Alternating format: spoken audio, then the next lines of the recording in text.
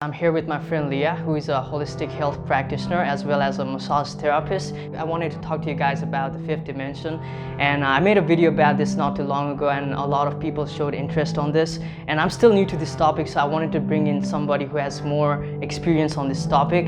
And Leah is going to be sharing a lot of things about fifth dimension, so stay tuned for that.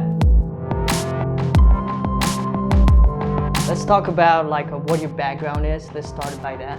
Beautiful. So I am a licensed massage therapist since 2012, as well as a Reiki master practitioner.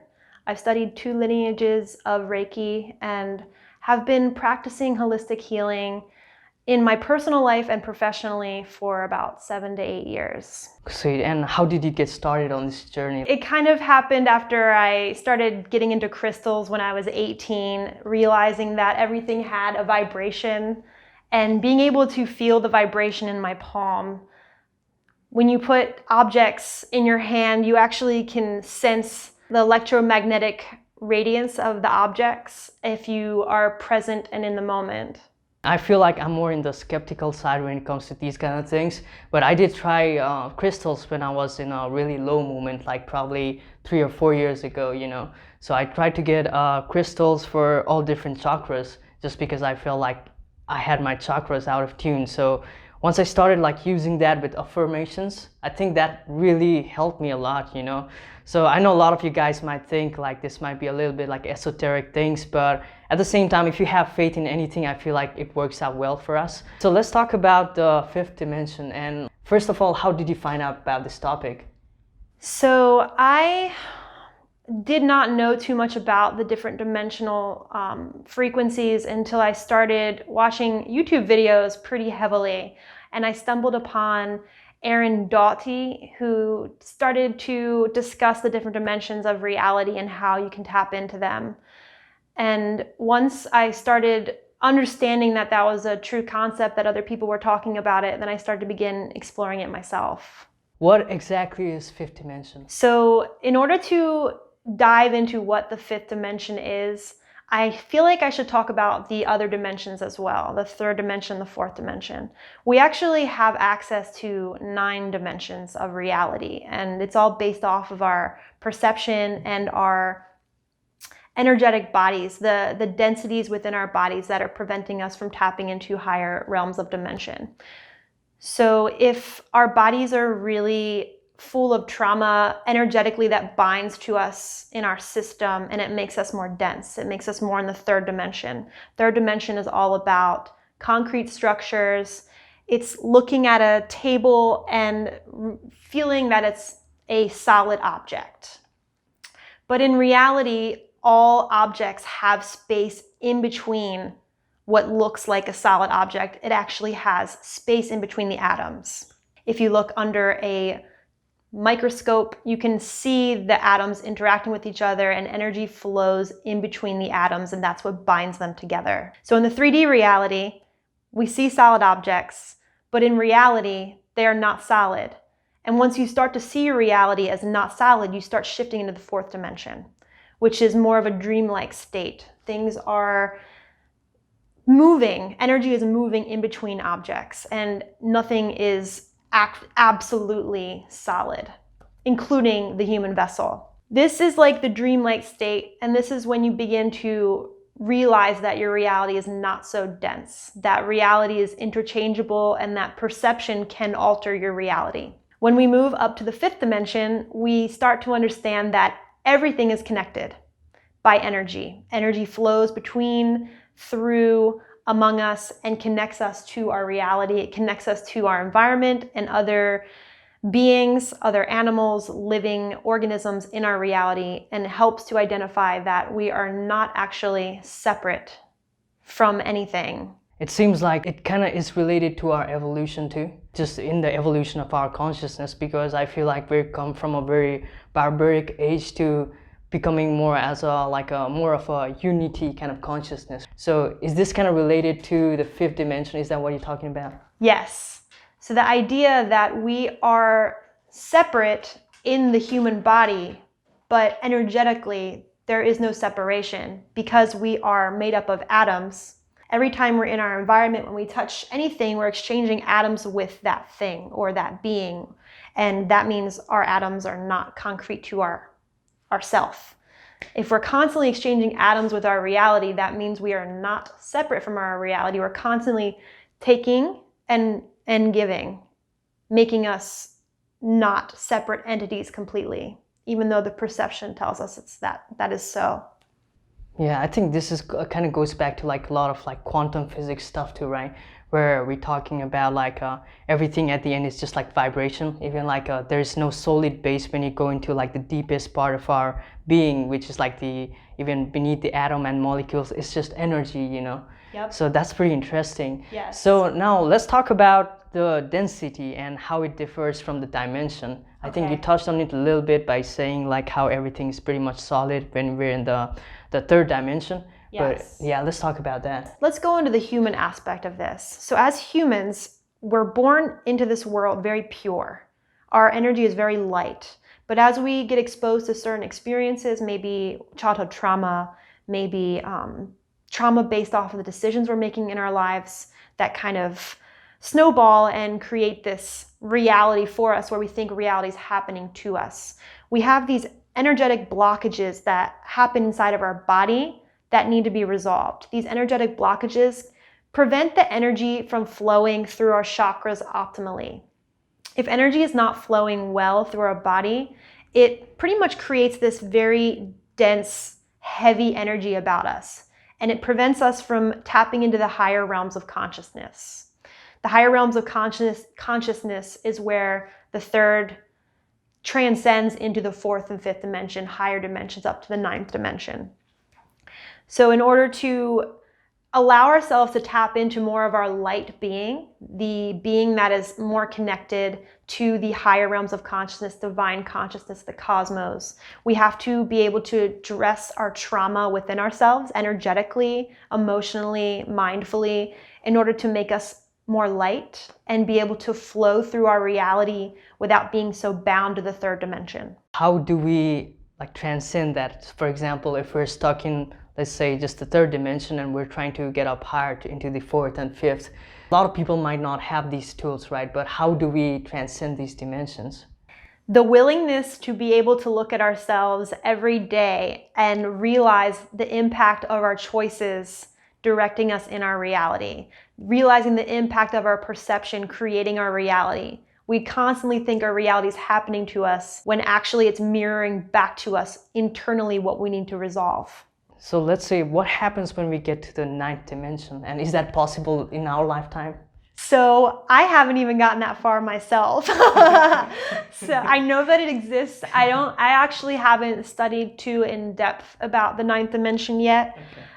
But I know that it exists, and I think working on getting up to the fourth and fifth dimension is a great start.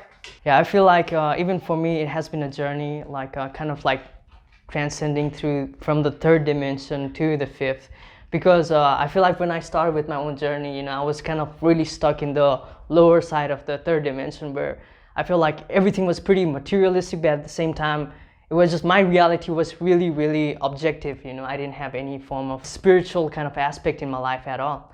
And like I feel over the years, like after studying a lot of books on even like personal development and some on spirituality, I feel like it has been able to kind of like help me kind of go past like third dimension to like the more higher dimensions. But also at the same time, do you think this is happening more in a collective form? I sure do. Yes, I think the situations that have been happening in the collective reality this past year are shifting people more into the higher dimensions, the fourth and fifth, because this situation with coronavirus particularly created space for people to kind of sit and self-reflect because work was taken away. They got stuck in their homes. We all, didn't have the opportunity to go out and about. We had to sit with our thoughts. Many of us had to sit with our thoughts if we weren't choosing to distract ourselves. And when we kind of step aside from the day-to-day, the things that we think we have to do, and we start really connecting to our reality, we see that we actually don't really have to do anything. Truth is all dependent on your level of perception. But the deepest truth is that we are all from the same essence. We are all from the same vein of divine consciousness. And if we tap into that reality, we come to the realization that this is all just an illusion. This reality is an illusion, and our perception is creating what we think is real. Recently, I was reading some I was actually watching some videos on spiral dynamics. I don't know if you know about that concept. No. What it is talking about is like we are transcending through different stages in the spiral dynamics, and we started from like a really low level of like consciousness, and where people were just like fighting and killing each other and kind of like, you know, hunting animals to survive, and it was just like based on survival. But like those kind of intentions do not satisfy us anymore as human beings, right? So it is our necessity that is driving us to become more and more conscious. It kind of like describes like different stages of color, and I think like that was like kind of in the stage red, where people were more like fighting and kind of like Root colonizing. chakra. I think, yeah, that it kind of relates to that too. But I don't think the color has any meaning. It's just like arbitrary compared to like, you know, how chakras, they directly relate to the colors. And then after that, it kind of goes into like stage blue, which is more like based on conformity. You know, for example, when a dictator is like controlling the whole country and people are not able to question anything else, right? Even like, you know, people are suppressing each other in the name of God too, you know, and those kind of things. And normally we went through like stage orange, especially here in the United States, which was all about like entrepreneurship and just like expansion, growth. But during that time too, I feel like we depleted a lot of natural resources, right? So we're finally getting to the stage green, which is also the color of heart chakra, right? And this is kind of like in the stage where everybody's like coming together and trying to like pinpoint on the things that are like everything is wrong in our universe and trying to like recorrect it and things like that. It kind of correlates with the fifth dimension too. That's why I wanted to kind of hear your thoughts on that. Something was coming to me when you're talking about, you know, fighting, battling. We're moving away from that need of, you know, having to claim everything. The problem collectively, I feel, with humans is that we are thirsty for wholeness. And we are not actually connected to cosmic consciousness because of the blockages that we have in our body. We are in our heads often thinking that we're so in control of how our reality is unfolding in front of us. And we have lost sight of this deeper spiritual connection with the cosmic consciousness. I think once people begin to develop a stronger connection with themselves, which will ultimately connect them, their higher self, to cosmic consciousness. And you can do this with meditation, you can do it with mantra, you can do it with lots of different practices. There are a plethora of practices you can pick, and not one works for all people.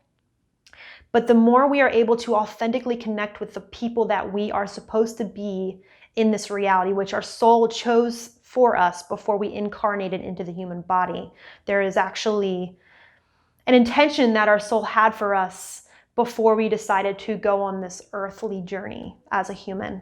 And in order to find out what that intention is, we basically have to shuffle through the layers of our energetic bodies, but also our consciousness, our subconscious mind. We have to work through that in order to figure out the most authentic version of ourselves.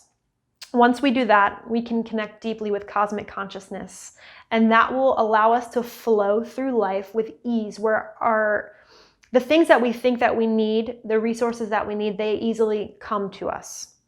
There is no need for striving. There's no need for control of other people, because we are in alignment with ourselves. We don't necessarily need to take from anybody. We don't need to take power. We don't need to take resources, because we are in tune with our soul essence.